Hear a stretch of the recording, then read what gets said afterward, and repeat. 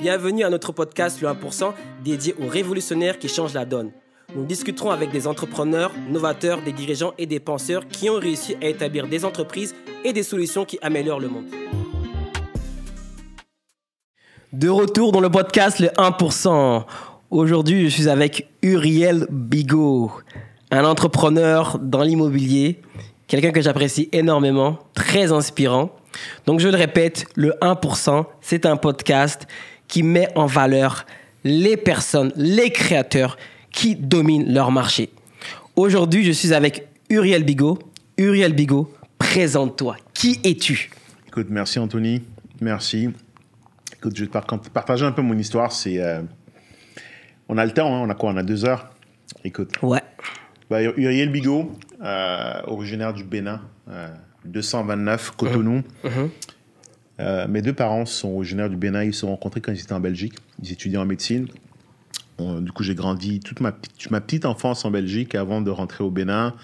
J'y suis resté jusqu'à 18 ans, avant ensuite d'aller en France pour aller, après mon bac, pour faire mes études d'ingénieur en informatique et en télécommunication. J'ai fait mes études entre la France, j'ai passé beaucoup de temps aux US, en Californie et aussi en Chine.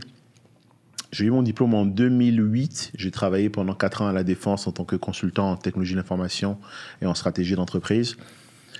Ensuite, j'ai décidé d'immigrer au Canada en 2012, où est-ce que je réside ici depuis 2012, du coup, avec ma femme et mes 3 enfants, père de 3 enfants. Mon histoire, qu'est-ce que je peux te dire d'intéressant? Ça a commencé surtout en France, comme tout le monde. J'ai eu beaucoup de difficultés à me loger quand j'étais en France, beaucoup galéré, tout le temps déménager tous les 2-3 mois parce que c'était assez difficile de se loger. Les gens se plaignent du taux d'inoccupation à Montréal, mais en réalité, ils n'ont rien vu. À Paris, c'est pire. Donc, dormi dans la rue, dormi dans le métro. Et c'est un peu comme ça que j'ai commencé à investir en immobilier. Parce que je me suis toujours dit, si mon argent n'était pas assez bon pour que des propriétaires me louent leur logement, au moins il sera assez bon pour qu'ils me vendent leur logement. Donc j'ai commencé à investir en immobilier dans les années 2008-2009. Ensuite, je suis arrivé au Canada en 2012. J'ai mis un pause. J'ai un peu arrêté d'investir parce que j'ai pris le temps de comprendre comment marchait le marché. Ensuite, j'ai recommencé à investir en 2016. Un duplex, après un 3, après un 4, après un 9, puis après, comme on dit, the rest is history. Investir immobilier à temps plein. J'ai quitté mon boulot en 2019 suite à une start-up que j'ai lancée, où est-ce qu'on a mis beaucoup d'énergie pour révolutionner un peu la manière dont... Ça s'appelait comment la start-up? Upkey. Okay. La manière dont le marché immobilier... On voulait digitaliser le marché immobilier canadien. Investir immobilier aussi à temps plein, donc créateur de start-up, mais aussi investir immobilier à temps plein, où est-ce que je m'occupe principalement de structurer des deals, monter des deals. Je fais beaucoup dans la revalorisation d'assets, donc on achète des bâtiments en très mauvais état, on les rénove, on les reloue, et derrière, ça nous permet de générer des très bons rendements, en général à 3 chiffres pour nos investisseurs. Et je suis aussi dans la construction neuve, donc j'ai commencé par faire des 8 logements, puis là, maintenant, je travaille sur mon plus gros projet à date, qui est 3 tours de 15 étages dans la banlieue sud de Québec, Lévis, où est-ce qu'on doit construire 386 logements. Félicitations. Merci. Passons. C'est un projet. C'est ça mon histoire. Ouais, c'est un projet dans lequel je devais être. Qu'est-ce qui s'est passé? Je préférais attendre parce que je savais qu'il y aurait des nouvelles opportunités. Et il y en a toujours. C'est ça la beauté. On a la chance. Je dis souvent avec mes potes qu'on a gagné au loto parce qu'on est au Canada exactement au bon moment. On a l'opportunité d'être dans un pays où est-ce qu'on a une très forte immigration, donc la demande est en train d'exploser. L'offre est très faible. Le parc immobilier canadien, québécois surtout, est très vieux. On construit de moins en moins à cause justement des taux d'intérêt qui ont augmenté. Donc, le supply c'est drastiquement contracté. Il y en a de moins en moins. Puis la demande est en train d'augmenter. Donc, ça fait que les loyers explosent, les valeurs immobilières explosent. Et donc, ceux qui construisent aujourd'hui ont vraiment de belles opportunités devant eux. OK. Donc, Uriel, on va un peu parler d'immobilier. Tu sais, moi, je viens de la France. Toi aussi. Mm-hmm. Donc, il y a des Français qui nous écoutent. Par rapport au podcast Le 1%, j'ai une grosse communauté francophone qui nous écoute. Donc, la première question que j'aimerais te poser, c'est vraiment comment on fait si on vient, admettons, de la France et qu'on veut émigrer au Canada? Comment ça se passe si on veut obtenir sa première propriété? C'est quoi les critères? C'est comment ça fonctionne? Merci pour la question parce que je pense que c'est le plus important.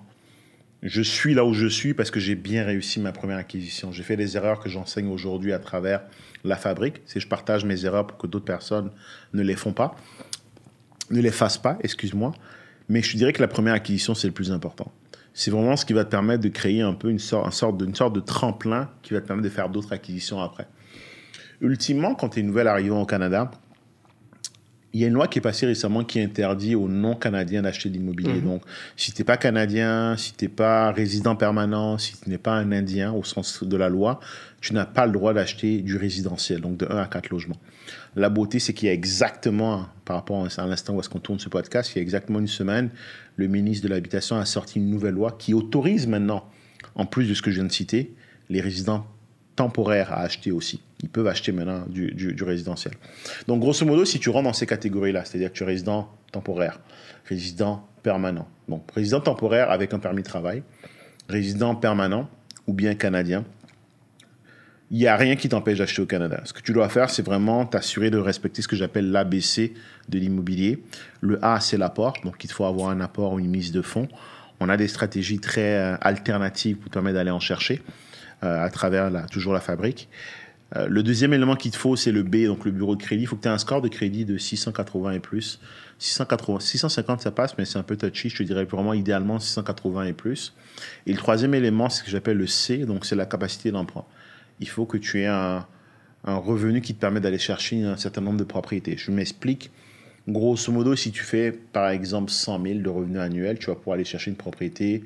Tu vas pouvoir aller chercher jusqu'à 400 000 d'emprunt chez une banque. Si tu fais 75 000, tu pourras aller chercher jusqu'à 300 000. Tu fais à peu près x4. Donc, c'est les trois éléments qu'on doit considérer pour réussir à faire une première acquisition. C'est le A, l'apport ou la mise de fonds. Le B, le bureau de crédit, le score de crédit.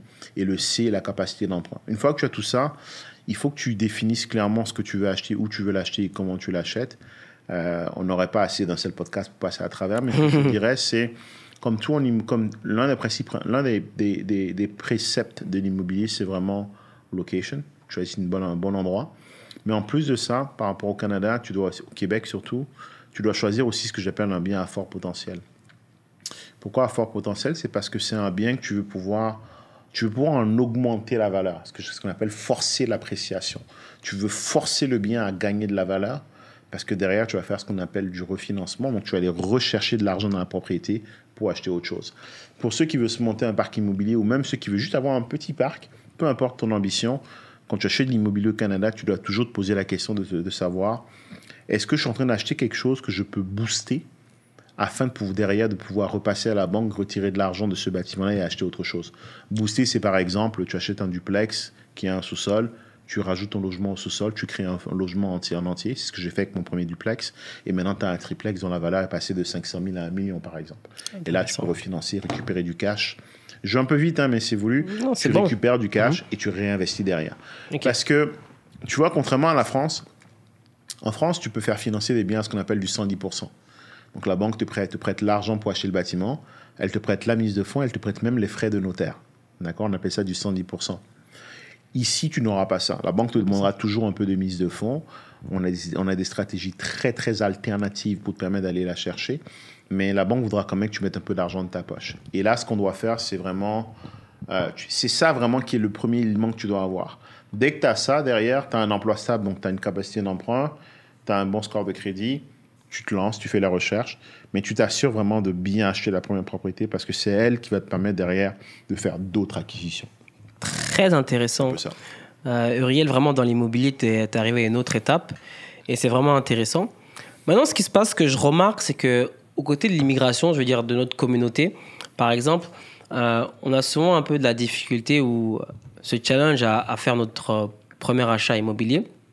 C'est quel conseil que tu pourrais donner pour une personne qui commence et qui justement aimerait rentrer dans l'immobilier pour éviter de faire des erreurs? Je sais que tu as mentionné les points précis, mais aujourd'hui concrètement, on le voit que le monde change, l'économie change, l'immobilier change.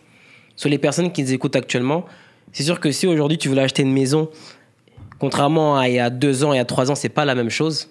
Les choses ont vraiment changé. Moi, je l'ai vu récemment en faisant un achat aussi. Donc, c'est quoi que tu pourrais conseiller? C'est comment que toi, tu vois les choses de ta perspective avec toute ton expérience et ton bagage actuellement? Tu sais, ultimement, moi, je te dirais que c'est encore plus facile aujourd'hui d'acheter par rapport à avant. Parce que tout est une question de perspective. Et on parlera beaucoup aujourd'hui de mindset, Anthony. tu sais à quel point, quand tu es un entrepreneur, c'est important, le mindset. Le mindset, c'est la base.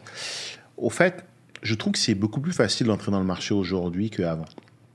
Tu vois, l'année dernière, quand les taux sont bas, là, ça veut dire que l'argent coûte moins cher. Et quand l'argent coûte moins cher, les gens se lancent pour investir, pour acheter, pour consommer. Et ce qui fait que l'année dernière, on avait beaucoup de gens sur le marché immobilier et on avait ce qu'on appelle des surenchères. Donc, quand tu veux acheter un bien immobilier au Canada, tu fais une offre, surtout au Québec, tu fais une offre d'achat, mais tu ne sais pas à combien la personne d'à côté a fait l'offre d'achat sur le même bâtiment. Donc, vous vous retrouvez à 3, 4, 5, des fois 10 à faire une offre d'achat sur un bâtiment. La personne qui représente le vendeur, donc le courtier immobilier, vous déclare, vous dit que, et au passage, il y a 9 autres offres. Et donc, ça poussait les gens à surenchérir, à faire des offres de plus en plus chères. Eh bien, moi, j'ai la maison d'un ami qu'on a listée à 550 000. Elle en valait 600. On a fait exprès de la lister parce que je suis courtier immobilier. J'ai ma licence de courtier immobilier. On l'a listée à 550. Elle valait 600, mais parce qu'on a créé un peu dans le marché ce qu'on appelle ce FOMO, cette fear of missing out, la peur de manquer une belle opportunité, ça finit derrière à 650 parce que les gens ont surenchéri. C'est un principe d'enchère à l'aveugle. Et donc, c'était très difficile l'année dernière de réussir à acheter une propriété pour les gens qui n'étaient pas très, très, on va dire, solides financièrement. Aujourd'hui, c'est l'inverse, parce qu'on a eu une augmentation assez drastique des taux d'emprunt. Et donc, l'argent coûte plus cher. Et parce que l'argent coûte plus cher, il y a moins de monde dans le marché. Et parce qu'il y a moins de monde dans le marché, supply and demand.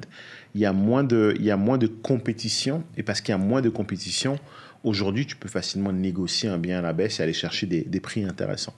Donc, moi, mon conseil pour les gens qui veulent acheter aujourd'hui, c'est d'abord, premièrement, à nouveau, on ne commence pas à chercher un bien immobilier, on ne va pas sur le terrain tant qu'on n'a pas une préapprobation bancaire, tant qu'on n'a pas défini clairement le montant qu'on peut emprunter.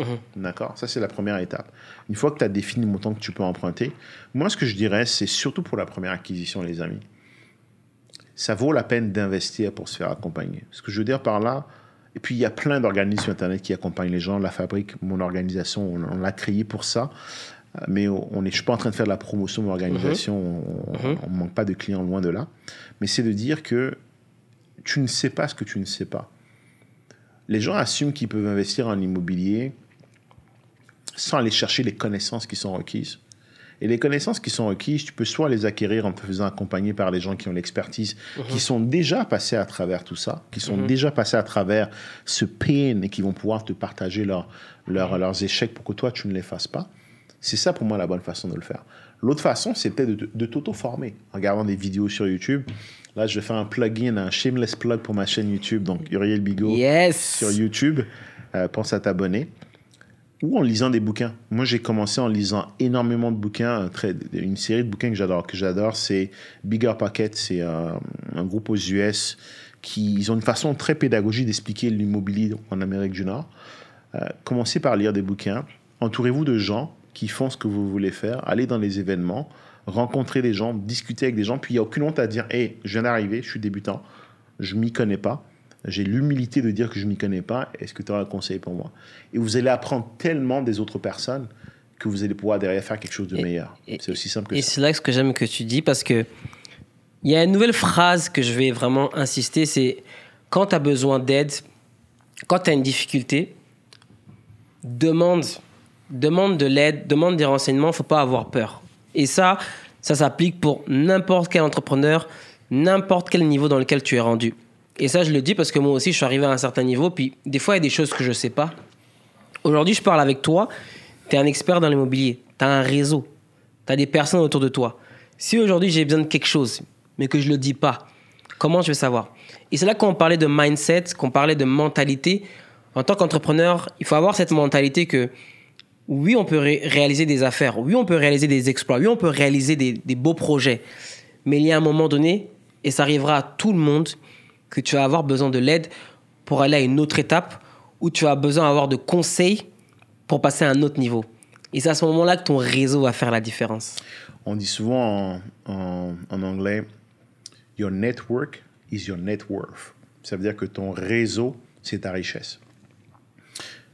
Ça n'existe pas un loup solitaire, quelqu'un qui a réussi tout seul. Même Jeff Bezos, il a quelqu'un à côté de lui. Même Steve Jobs, il y avait quelqu'un derrière qui Bill gérait Gates. ses opérations. Bill Gates, ça n'existe pas. Le self-made, I made it by myself, look at me, ça n'existe pas.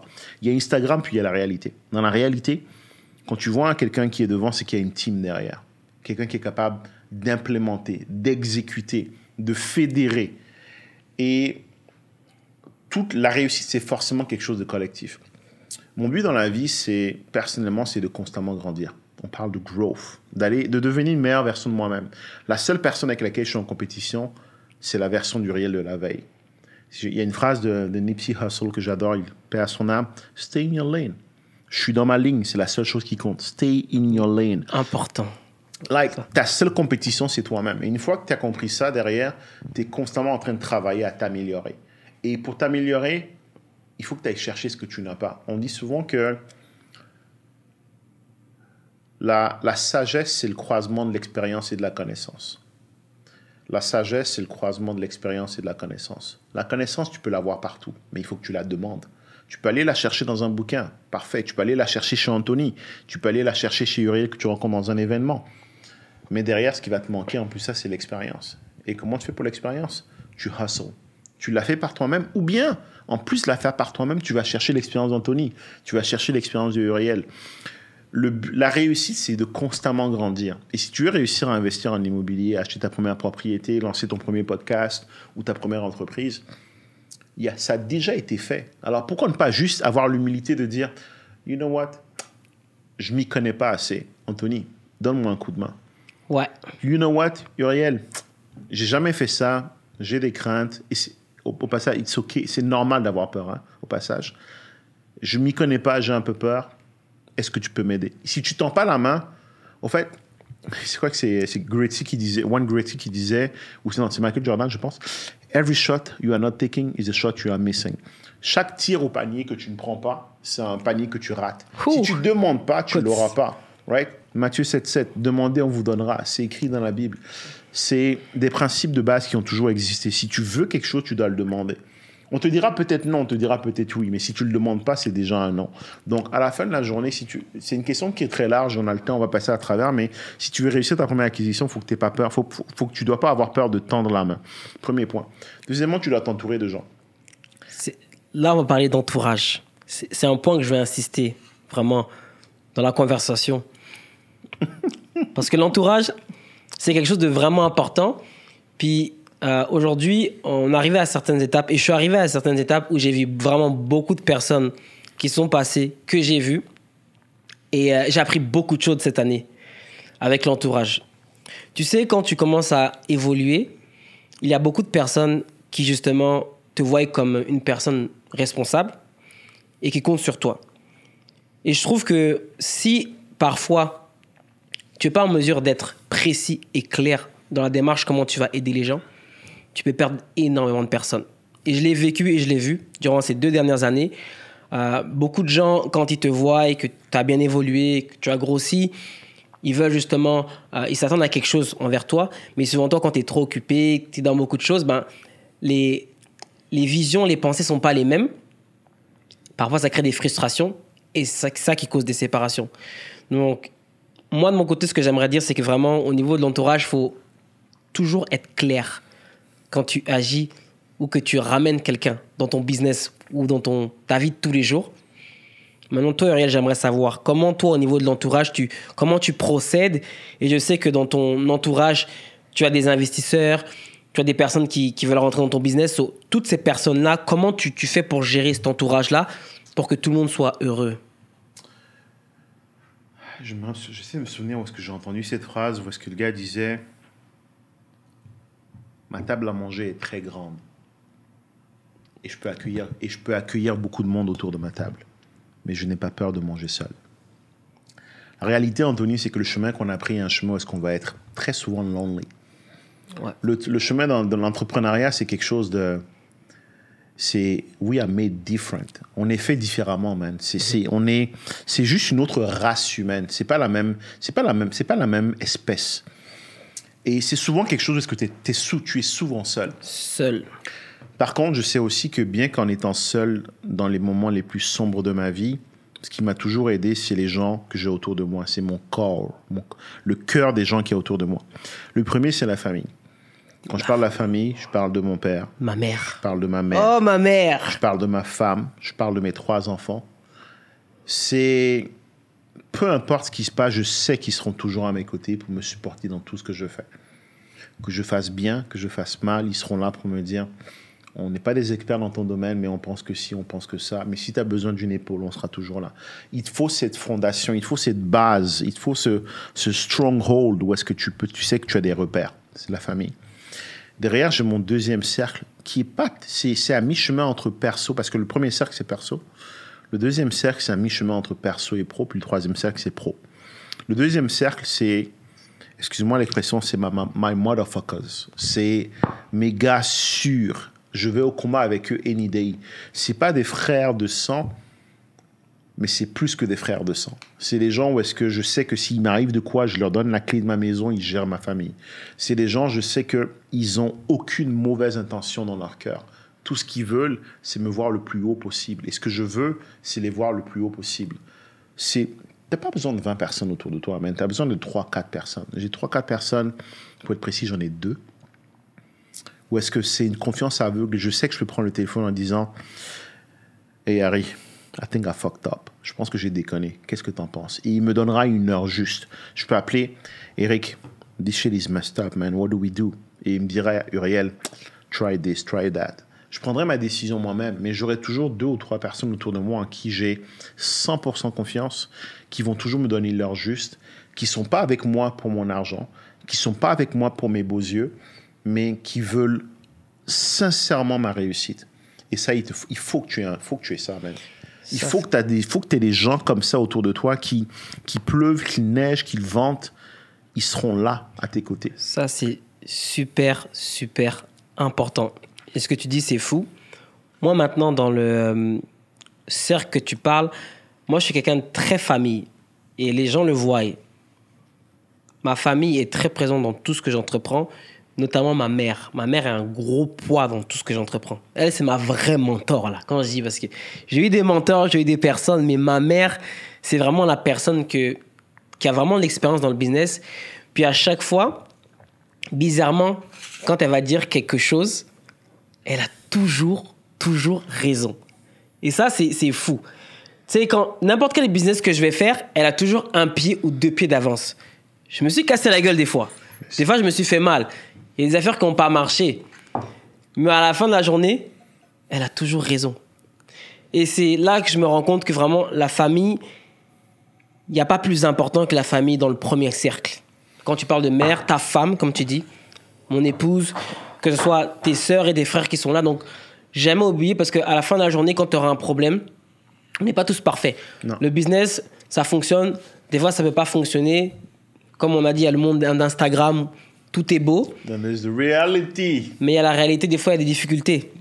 Ma mère dit toujours, même Bernard Tapie avait des problèmes dans son business. C'est à son âme. Mais c'est pas pour ça qu'il faut que tu te sacrifies, ou c'est pas pour ça qu'il faut que tu changes la personne que tu es toi-même.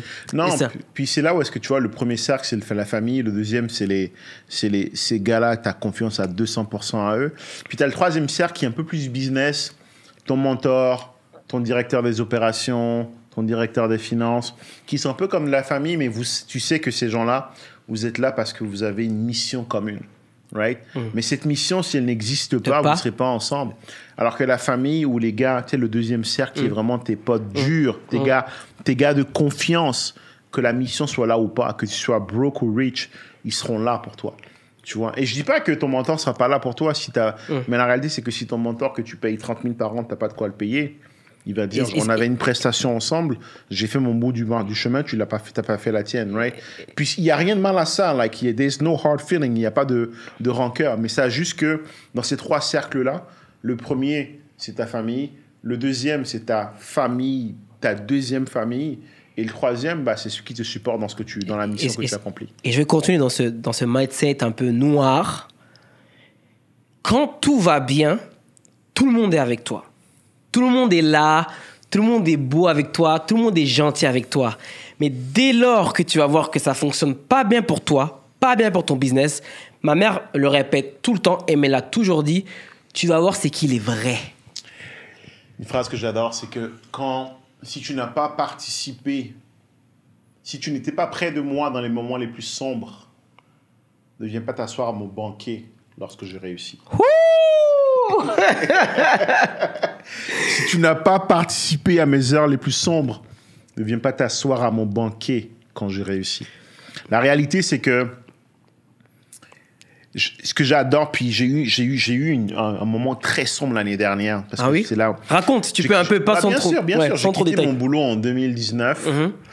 2019, j'ai lancé la start-up, on l'a poussé. Domaine technologique, on a levé à peu près 350 000. On a poussé, on a commencé à commercialiser. Puis en 2022, on a réalisé que ça ne marchait pas. Et là, on a dû prendre une décision douloureuse qui était de mettre les choses un peu en pause. On a mis la start-up de côté, on a dit, écoute, là, on va rester d'investir de l'argent dedans, on va plutôt la mettre en hold pour l'instant. Et je l'ai vraiment très mal vécu parce que je sais qu'on avait un produit qui était extraordinaire, on apportait beaucoup de valeur, mais le marché, c'est le marché qui juge. Le marché, on a trouvé qu'on n'était pas assez bon. Et je l'ai mal vécu, j'ai eu des heures très sombres. Et je suis passé à travers, mais ça a changé ma perspective en 2023. Ce qui a changé, c'est que maintenant, tu sais, on a tous des démons en soi, hein. Tous. Et on essaie tous de dresser, de contrôler ces démons. Mais en réalité, ce n'est pas ce qu'on devrait faire. Ce qu'on devrait faire, c'est choisir le démon qui nous représente le plus et le laisser s'exprimer. En fait, on a tous un beast inside et il faut le laisser s'exprimer. Et des fois, quand tu passes à travers des heures sombres, c'est ce démon, c'est cette bête que tu as en toi qui se révèle. Et c'est ta vraie nature qui apparaît. Et c'est là que tu te rends compte du pouvoir que tu as et ta capacité à pouvoir absorber des moments difficiles. Aujourd'hui, je ne recherche pas la douleur, mais je l'embrasse. Ce que je veux dire par là, c'est que tous les matins, dans ma routine du matin, je prends une douche froide. Mais quand j'ai froide, c'est gelé. Ouais. C'est genre, je pousse le curseur à fond. Et parce que j'ai remarqué que quand j'ai habitué mon corps à un certain inconfort, ça rend les conversations inconfortables plus faciles. Parce que mon corps est habitué maintenant aux situations inconfortables. Donc, en traversant ce moment difficile, ce que ça m'a fait réaliser, c'est que d'abord, ça m'a permis de réaliser qui j'étais. Ça m'a permis de réaliser aussi la quantité de douleur que je pouvais en supporter. Ça m'a permis de réaliser qui était vraiment dans mon corner, comme tu l'as dit. Qui sont les gens sur qui je peux vraiment compter, qui sont les vrais et qui sont les fakes. Mais surtout, ça m'a permis de me retrouver et de dire, OK, voilà, je comprends, j'ai une meilleure perspective de la vie. Tu sais, un enfant naît après 9 mois de grossesse et après des moments de souffrance. J'ai 3 enfants, tu prévois d'en avoir bientôt. 9 mois de souffrance et l'accouchement, c'est un processus qui est terrible, man. En tant qu'homme, je suis un peu un control freak, j'aime avoir le contrôle des situations. Tu as zéro contrôle pendant un accouchement. Tu vois ta femme, tu vois la femme que tu aimes en train de souffrir et tu peux rien faire. Tu as zéro contrôle dans ce moment-là. Et c'est ça qui me permet de réaliser qu'à la fin de la journée, on essaie de contrôler les choses, mais il y a quelque chose qui est écrit, quelque chose qui est prévu. Et il faut passer à travers des horaires, des moments sombres, des moments douloureux pour avoir la joie d'une naissance. Il faut passer à travers 9 mois de grossesse et 3-4 heures de labor où est-ce que ta femme, elle en chie pour que derrière, tu as un bébé. Tu sais, quand ma fille est sortie, ma première fille s'appelle Sarah, c'est quelque chose d'inexplicable, mais il fallait passer à travers la douleur en premier. Donc, je suis à un stade de ma vie où est-ce que maintenant, aujourd'hui, j'accepte la douleur. J'embrasse la douleur. Je ne vais pas la chercher. Je ne vais pas me jeter par-dessus un pont. Mais oui, je vais faire des douches hyper froides le matin pour habituer mon cerveau à être confortable avec l'inconfortable parce qu'il va y avoir en tant qu'entrepreneur des moments où est-ce que c'est douloureux, où est-ce que c'est difficile. Et c'est ces moments-là qui te définissent. Donc, il y aura toujours des gens qui seront à côté de toi, dans le bon, dans le mauvais. Il faut savoir faire le tri, savoir ceux qui ne seront pas là dans le mauvais et derrière, savoir ceux sur qui tu comptes réellement. Et tu continues parce qu'à la fin de la journée, demain, tu as un projet, demain, tu en as un autre. Puis si tu es un vrai entrepreneur, je veux dire, il y aura toujours des challenges, toujours des obstacles. Plus tu montes, plus les chiffres vont être différents. Le plus important, c'est de jamais abandonner, de continuer et de garder tes valeurs. Ça, c'est super important. Être un entrepreneur, c'est régler les problèmes. J'écoutais une vidéo hier d'un des gars que je considère comme pas comme un mentor parce que je ne le connais pas directement, mais J'écoute beaucoup ses prédications. Et il dit, all the money you need, all the money you want, tout l'argent que tu veux, tout l'argent que tu désires, se trouve dans la poche de quelqu'un d'autre. Donc, tout ce que tu as à faire, si tu veux être plus riche, si tu veux générer un plus gros chiffre d'affaires, c'est de lui apporter une solution. Et de lui apporter de la valeur qui est tellement bonne qu'il est prêt à te payer pour. L'être humain veut un deal. Quand tu vends un produit à 10 000 $, c'est parce que la personne sait qu'elle va aller chercher 100 000 $. Elle sait qu'elle a un deal. Personne ne va acheter quelque chose qui vaut 100 000 à 100 000. Ça n'existe pas. Ouais. Mais il va te payer 10 000 parce qu'il sait que tu lui amènes 100 000 de valeur. Donc, ce que je trouve intéressant dans ce qu'il dit, c'est qu'il faut que tu apportes de la valeur. Et un entrepreneur, c'est ça. C'est créer des solutions pour régler des problèmes. Régler les problèmes d'autres personnes. Si tu règles tes propres problèmes, ça ne sert à rien. Tu règles les problèmes d'autres personnes. Et en échange, ils sont glad, ils sont heureux de te payer parce que tu leur rends un service. Donc, l'entrepreneuriat, pour régler les problèmes, tu dois passer à travers des problèmes. Et donc, c'est difficile. Mais derrière, c'est tellement gratifiant quand tu arrives de l'autre côté de la frontière. Donc, très intéressant, Uriel. Très beau sujet de mindset. Je pense que c'est la clé, man. Surtout, puis c'est là, surtout dans nos communautés, tu sais, les communautés noires, ou même les communautés francophones, je trouve qu'on n'est pas assez, c'est pas quelque chose qu'on développe assez. Ma femme me parlait la dernière fois d'une dame qui s'appelle Lady Sonia, qui marche très bien en Afrique, parce que c'est un peu l'une des premières à amener un peu la notion de mindset, de psychologie, dans la façon dont les femmes évoluent en Afrique. Et c'est quelque chose que je pense qu'on nous a jamais appris ça quand on était petit. Tu sais, le mindset, j'aime souvent dire, si demain, Anthony, tu veux perdre du poids, tu n'as pas besoin de perdre du poids, mais supposons que tu faisais 200 kilos et que tu voulais perdre du poids, est-ce que tu vas aller voir quelqu'un qui est gros ou quelqu'un qui est fit? Quelqu'un qui est fit? Tu vas aller voir quelqu'un qui est fit parce que si le gars qui était gros savait comment le faire, il ne serait pas gros, right? On s'entend? En fait, si tu veux avoir un certain résultat, tu dois faire ce que les gens qui ont ce résultat-là font. Bon, l'exemple que j'aime bien prendre, si tu veux être abondant financièrement, riche, tu dois faire ce que les riches font. Mais pour faire ce que les riches font, tu dois penser comme les riches. Tu dois changer ton état d'esprit, ta façon de procéder, ta façon de penser. Parce que c'est la manière dont tu penses qui va générer des actions et c'est ces actions qui vont générer des résultats. C'est aussi simple que ça. Tony Robbins disait, la meilleure façon de réussir, c'est de copier ceux qui ont réussi. Ce qu'il voulait ultimement dire, c'est de dire, si tu veux avoir les résultats d'Anthony, prends les actions d'Anthony. Aujourd'hui, tu as une belle communauté parce que tu as posté du contenu de façon religieuse. D'accord? Mais pour pouvoir poster du contenu de façon religieuse et consistante, c'est de la constance que tu fais là. C'est une chose de poster un jour, mais poster pendant 2, 3, 4 ans de façon consistante, c'est parce que tu as réfléchi comme un créateur de contenu et tu t'es dit, si je veux être un créateur de contenu, il faut que je donne de la valeur au quotidien. Et parce que tu as réfléchi comme un créateur de contenu, tu t'es dit, je vais prendre les actions que prennent les créateurs de contenu. Et parce que tu as pris les actions que prennent les créateurs de contenu, tu as eu les résultats des créateurs de contenu. Exactement. Tout ce que je veux dire par là, c'est que si tu veux avoir un résultat, trouve quelqu'un qui a déjà ce résultat et essaie de voir ce qu'il fait comme action. C'est le premier step. Deuxième step, essaie de voir comment il réfléchit. Parce que des actions sans réflexion, ça ne sert à rien. Et donc, tu veux pouvoir comprendre comment il réfléchit, parce que si tu comprends comment il réfléchit, tu vas faire ce qu'il fait, et si tu fais ce que tu fais, guarantee, tu vas avoir les résultats qu'il a. Il n'y a pas de secret. On ne peut pas réinventer la roue. En effet, si tu as un projet qui fonctionne déjà, si tu vois une personne qui marche dans ce qu'elle fait, et que toi, tu as envie de réussir comme lui, des fois, il ne faut pas chercher à comprendre, à se poser 10 000 questions. Essaye d'aller voir la personne ou de lui demander c'est comment qu'il fait. C'est sûr qu'on ne te dira pas forcément c'est quoi tous les secrets, mais au moins, essaye d'apprendre, de voir lui dans son modèle qui fonctionne, comment tu peux faire pour que toi aussi ça fonctionne pour toi. Et j'ai plein d'exemples comme ça. Récemment, il y a un projet qu'on fait en e-com. Une personne qui a un projet qui fonctionne super bien dans un produit spécifique au niveau de la femme, de la beauté, etc. Malheureusement, ce qui s'est passé, c'est que lui, il a partagé l'idée à une autre personne et cette personne-là a reproduit la même chose que lui, mais ça fonctionne. Pourquoi? Parce que le marché est énorme. Ouais, les plus gros consommateurs, c'est les femmes. Et si, par exemple, toi, tu fais quelque chose demain, Uriel, toi, tu vends, je sais pas, un produit e-commerce sur la beauté et que tu as le produit spécifique, tu as la stratégie qui fonctionne, Si demain, toi, tu la partages à quelqu'un, la même stratégie, le même produit, et que tu montes les steps, et que lui, il fait un produit qui est similaire, pourquoi ça ne fonctionnerait pas? Et je vais être content pour lui. Tu vas être content pour lui Je aussi. vais être content parce que je suis convaincu que... Moi, j'ai un très bon pote à moi. En fait, j'ai deux très bons potes à moi. Donc, j'ai créé la fabrique pour accompagner les gens qui veulent investir en immobilier. J'ai deux très bons potes à moi et même partenaires d'affaires à moi dans des deals, dans des gros deals, qui sont aussi accompagnateurs en immobilier.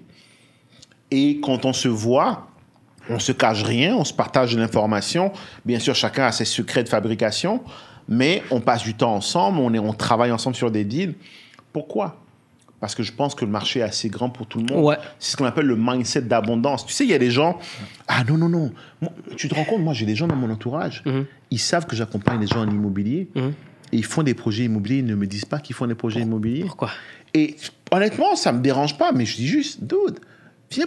Le knowledge est à disposition. La fontaine d'abondance est à ta disposition. Mais parce que tu ne veux pas que je sache c'est quoi que tu as sur ton T1. Tu veux pas que je sache c'est quoi le chiffre sur ton T4. Tu veux pas que je sache c'est quoi ton salaire. Tu le caches et tu fais tout dans ton coin. Et tu fais des erreurs. Écoute, je te souhaite toute la bonne chance du monde. Mais moi, je serais con, d'accord, de vouloir bâtir une communauté et de ne pas dire « Hey, Anthony, je vois que tu as 100 000 personnes sur Instagram. Comment tu as fait ?» Ce serait con.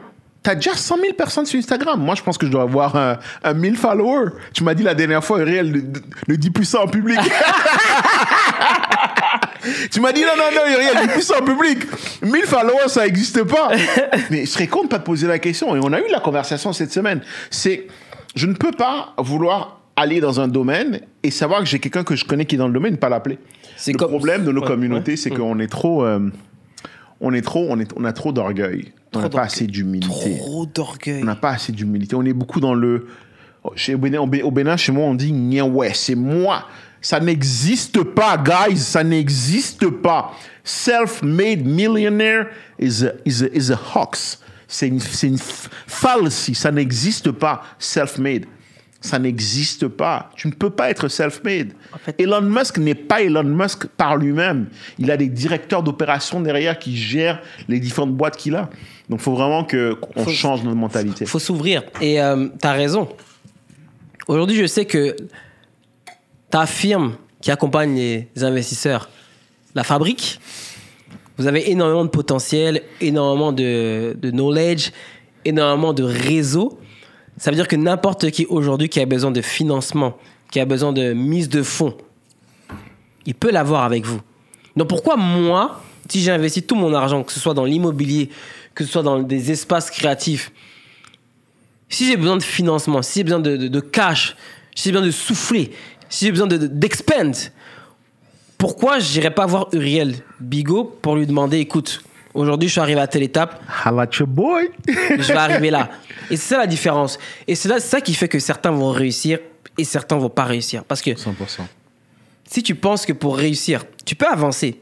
Mais l'entrepreneuriat, c'est pas juste tu prends ta moto, tu fais une ville et c'est là. L'entrepreneuriat, c'est comme un Tour de France. Là. Tu dois faire beaucoup de villes. Et ça ne veut pas dire que parce que tu as fait 2-3 villes dans ton Tour de France que tu as atteint que tu vas réussir. Non. Et une phrase que j'aime beaucoup, c'est de dire « Money loves speed ». Si tu veux faire du cash dans la vie, il faut que tu sois rapide. Et rapide, ça veut dire pourquoi tu veux réinventer la roue? Pourquoi tu veux repasser à travers les erreurs à travers lesquelles tout le monde est déjà passé? On a bâti un curriculum basé sur les erreurs que j'ai commises, basé sur les erreurs que mes coachs ont commises.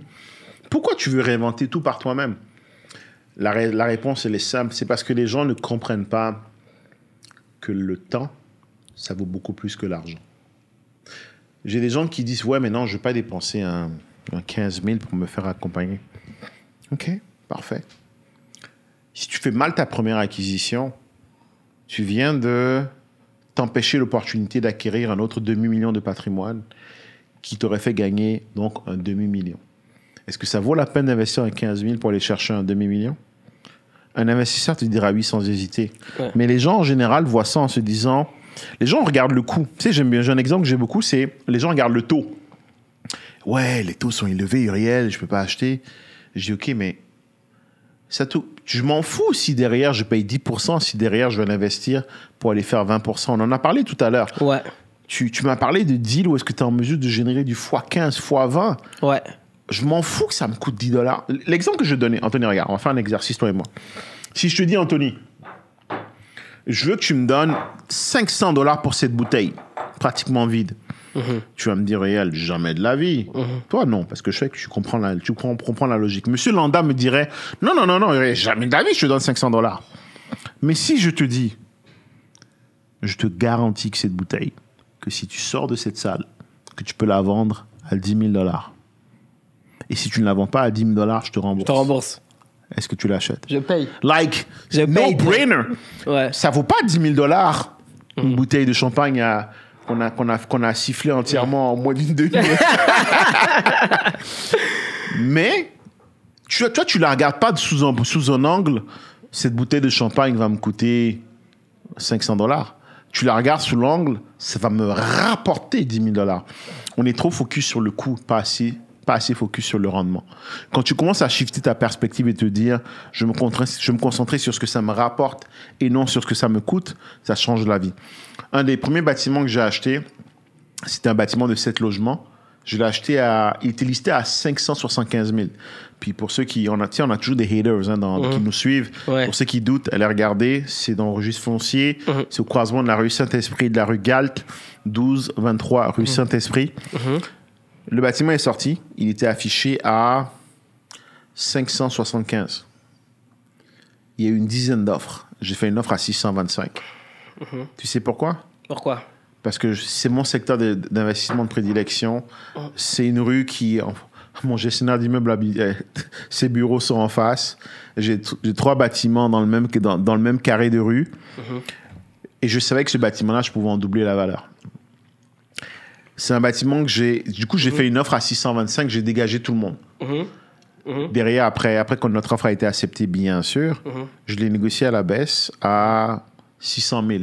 Parce que derrière, il y avait un petit truc à faire sur le toit. Puis je connaissais bien la courtière immobilière, la Fleur d'Avé, une très belle femme. Très, très belle femme, Sherbrooke. Pour ceux qui sont à Sherbrooke, c'est sûr, vous voyez de qui je parle. Un peu refaite quand même, mais une belle femme quand même. Et j'ai une belle relation avec elle, donc j'ai négocié le prix à la baisse. Et on l'a acheté à 600 000. Et là, les gens me disaient, j'ai des potes dans mon entourage, mais qu'est-ce que tu fais? C'est affiché à 575. Comment tu peux payer 600 000? J'ai dit, guys, watch me. On a tapé des rénovations, changé les fenêtres, refait les logements à l'intérieur. Au bout de 12 mois, Raymond Chabot, qui est une firme d'évaluation agréée et reconnue au Québec, évaluait le bâtiment à 1 430 000. 1 430 000. 1 430 000. Un bâtiment acheté à 600 000, où est-ce qu'on a mis 400 000 de travaux? 400 000 de travaux. Du coup, si je vais regarder ça en me disant, ben, c'est comme on dit en bon québécois, ben, c'est ben trop cher, je ne l'aurais pas acheté. Mais derrière, j'avais une vision. J'avais une vision du produit fini. Je savais ce que j'allais faire avec. Je me souviens dire, quand ta femme t'a rencontré, elle n'a pas épousé l'Anthony qu'elle a rencontré. Elle a épousé l'Anthony qui était en devenir. La superstar que tu es aujourd'hui, c'est qu'elle a vu en toi un potentiel. Elle a vu où est-ce que tu pouvais l'amener. Right? C'est pas l'Anthony back then qu'elle a vu, dont elle est tombée amoureuse. Oui, en partie, mais c'est surtout qu'elle a vu en toi des valeurs humaines, des valeurs chrétiennes, des valeurs d'un père, des valeurs d'un entrepreneur, un hustler, un provider, un protector. Elle s'est dit, I'm gonna follow this nigga. Yes. Tu vois? Elle a dit, I believe in you. Et elle a dit, je te suis. Mais c'est la même chose en immobilier. Au fait, c'est que vous devez... C'est un produit... Au fait, les gens pensent qu'ils achètent du raisin. Non. Non, moi, je suis pas dans la business d'acheter du raisin. Je suis dans la business d'acheter du raisin pour en faire du champagne. Maxime Victor vient de m'appeler tout de suite. Qu'est-ce qu'il dit? Justement, il m'a appelé, puis dans le podcast qu'on a fait, le premier épisode, on parlait des haters. Puis là, Maxime m'a appelé en plus. On va un peu parler parce que là, tu as donné un point qui est important. J'adore les haters. Il y a un truc que je veux comprendre. Pourquoi, quand on réussit et qu'on avance, il y a toujours des personnes qui nous hate? Des personnes qui sont jaloux, des personnes qui ont le mauvais œil, des personnes qui ne veulent pas ton succès. Et ces personnes-là, parfois, elles suivent même tes stories, elles suivent tout ce que tu fais, mais elles sont silencieuses. Pourquoi il y a toujours ces personnes? Comment toi, Uriel, tu fais pour gérer ce monde de haters? Parce que je sais très bien, tu sais, j'écoute tout ce qui se passe. T'es arrivé à un certain niveau dans ce que tu fais. Mais je sais aussi qu'il y a des personnes qui sont là. Oh, Uriel, non, Uriel Bigot, lui, ci, Uriel Bigot, ça. Lui, il se prend pour ci, il se prend pour ça. Mais moi, je connais les chiffres de Uriel. J'ai vu de mes propres yeux. Écoute. Uriel fait des investissements, on parle en... Un milli. Écoute, je te dirais que... Je vais le dire en anglais, tu m'excuseras. Ouais. If they are not hating, your shit is not popping. S'il n'y a pas de haters, c'est que ce que tu fais ne marche pas, man. Les haters, ça vient avec. It's part of the package. Ça vient avec. Si tu réussis vraiment, tu vas avoir des haters. J'ai une connaissance. Dans ses vidéos sur YouTube, il commence toujours en disant « Voici comment j'ai échoué sur tel projet. » Et il a énormément de vues sur ses vidéos. Tu sais pourquoi? Parce que les gens veulent le voir échouer. Et après, dans la vidéo, il te dit non. Vous pensiez que j'avais échoué? Non, je n'ai pas échoué. Donc, quand il fait ses vidéos YouTube, son accroche est de dire voici comment j'ai échoué mon business de voiture à Abidjan. Voici pourquoi j'arrête de faire mon business de VTC à Abidjan. Et quand il fait ça, les gens, ses vues explosent. Pourquoi tu penses? Tout le monde veut te voir échouer. Parce que les haters sont là, ils veulent le voir échouer. Ce qu'ils ne savent pas, c'est qu'ils sont en train de créer du views. Et que derrière, YouTube est en train de le rémunérer parce que plus il a de views, plus YouTube le paye. Au fait, je vais te donner un exemple. J'ai des publicités qui tournent actuellement où est-ce qu'on fait des événements tous les samedis, où est-ce qu'on veut montrer aux gens c'est quoi ce que j'appelle un concept que j'ai inventé qui s'appelle les mises de fonds alternatives. C'est un ensemble de façons d'aller chercher de la mise de fonds autre que ta propre épargne. Parce que ta propre épargne, c'est long, c'est limité. Et ça ne te permet pas d'enchaîner les acquisitions, alors que les mises de fonds alternatives te permettent d'acheter beaucoup plus rapidement. Et sur certaines des vidéos que je fais, sur certaines des pubs qui sont sur Facebook, j'ai des commentaires haineux. Et c'est toujours le même profil. Blanc, québécois, entre 50 et 60 ans. Tu sais pourquoi? Parce que ma réussite leur rappelle leur échec. Parce que ma réussite leur rappelle leur échec. Ils voient en moi ce qu'ils n'ont pas réussi à accomplir. Et la seule façon de calmer leur insécurité, c'est d'essayer de me rabaisser. J'avais des locataires, le premier triplex locatif que j'ai acheté, je l'ai acheté à la Prairie. Et mes locataires, c'était bien sûr des Blancs. Et ils ne supportaient pas qu'un petit noir, beaucoup plus jeune qu'eux, vienne collecter le loyer tous les mois. Et ils m'ont fait la misère, man. Surtout là, on est au printemps, on est au mois de mars, avril. Bah, la neige commence à fondre. Ben là, il faut que tu viennes faire le gazon, il faut que tu viennes entretenir la maison. Ça les faisait chier de se dire qu'eux, ils n'ont pas réussi à acheter. Le pire, c'est qu'un locataire avait essayé d'acheter le bâtiment, mais il n'avait pas qualifié parce qu'il n'avait pas assez de mise de fonds, parce que du coup, il ne connaissait pas la fabrique, tout simplement. Il n'avait pas réussi à acheter le bâtiment, et moi, je vais acheter le bâtiment. Et il voyait un petit jeune noir venir collecter le loyer tous les mois, et lui, il était là, locataire, ça le sortait de ses gonds, man. Mais parce que chaque fois que je venais collecter le loyer, ça lui rappelait ce que lui n'était pas capable de faire. Et tu sais, des fois, il y a des gens qui disent qu'ils essayent un peu de réduire leur réussite, de cacher leur réussite pour ne pas mettre les autres mal à l'aise. Right? Et ce n'est pas la bonne solution. Je pense qu'on a tous un don. Je pense qu'on est tous venus avec une mission sur Terre. On est tous venus avec... on est tous venus... Dieu a mis en chacun de nous une mission, un don, un talent. Et notre devoir, ce talent ne nous appartient pas. Et notre devoir, c'est de le redonner à la terre entière et de créer de la valeur. Donc, ce n'est pas une bonne solution que de vouloir réduire son succès, cacher son succès pour ne pas mettre les autres mal à l'aise. Mets-les mal à l'aise. Mets-les mal à l'aise pour qu'ils puissent comprendre que non, il faut qu'ils se prennent en main. Et c'est ça les haters. C'est les gens qui n'ont pas réussi à faire ce que tu veux faire et ton succès les dérange. C'est comme si moi, je venais ici en disant « Oh my God, Anthony a 100 000 abonnés. Ah, je suis mal à l'aise. » Non, je suis content que tu aies 100 000 abonnés. Je te félicite que tu aies 100 000 abonnés et je vais travailler sur moi. Mais c'est comme si, parce que tu as 100 000 abonnés et que j'en ai 1000, que derrière, je vais commenter « Oh, regarde-moi ce crosseur. » Regarde. C'est ça, les haters. C'est parce qu'ils sont insécures. En français, c'est insecure. Donc, ils sont mal à l'aise parce que ton succès brille trop fort dans leurs yeux. Et rendu là, tu peux rien faire pour eux. Comme je dis, everybody's not meant to be saved. Tout le monde ne pourra pas être sauvé. Donc, la meilleure façon de gérer les haters, tu les laisses parler, tu leur montres les preuves. Puis, s'ils comprennent et qu'ils prennent leur vie en main, tant mieux. Sinon, haters gonna hate, roti's gonna rotate, potatoes gonna potate.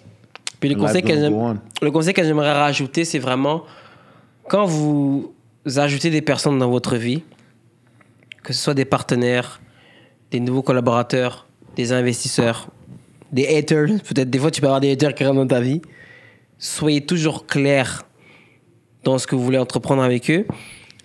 Et on a parlé au début du podcast, il faut savoir c'est quoi que tu veux.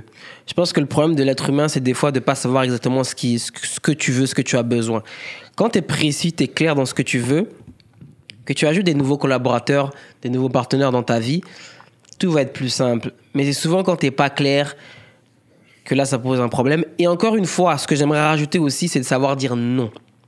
C'est pas tout qui est bon à prendre. Il faut pas dire oui à tout. Il faut savoir dire non. Moi, une de mes faiblesses, un de mes problèmes, on m'écoute dans le podcast, c'est que je suis trop gentil et je dis souvent oui à tout. Et ça porte défaut des fois. Aujourd'hui, j'ai eu des claques et je comprends que parfois, il faut savoir dire non. Si tu dis oui à tout, ça peut se retourner contre toi. Surtout quand tu veux aider les gens. Quand tu veux aider... aider les gens, tu dis oui, puis tu te rends compte que finalement...